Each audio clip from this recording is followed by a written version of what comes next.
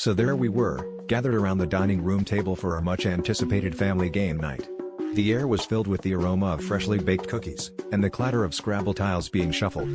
My sister, Mom, Dad, and I were ready for the challenge.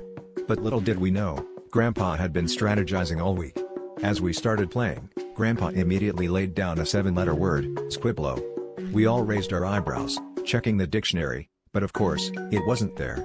Grandpa, however, was unfazed. He leaned back in his chair and declared, you see, Squiblo is from an ancient language spoken by the Narflonians, a tribe I encountered during my travels in the 60s.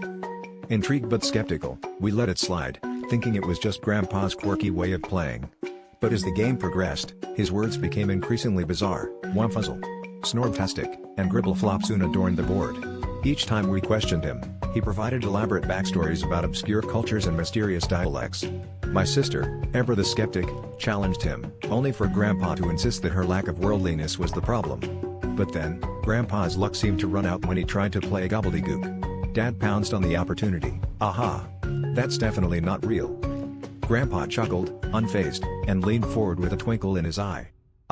But you see, gobbledygook is an ancient tongue spoken by the flibber-flabber people of the upper Wachamaqualit region, he explained with a straight face. By now, we were all in stitches, and even Grandpa had to join in the laughter. It was clear his strategy was not just about winning but about storytelling, and we were all captivated by his creativity.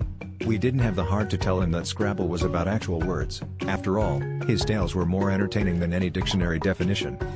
As the game drew to a close, Grandpa had one final move left. He carefully placed down the letters for flummoxed, and we all paused, assuming it was another of his fictional creations. But to our surprise, it was indeed a legitimate word. Grandpa grinned, and with a twinkle in his eye, he said, "Well, looks like I finally played one from your language." And just like that, he'd beaten us all, fair and square, or at least as fair and square as one could be when playing by the rules of the ancient Narflonians.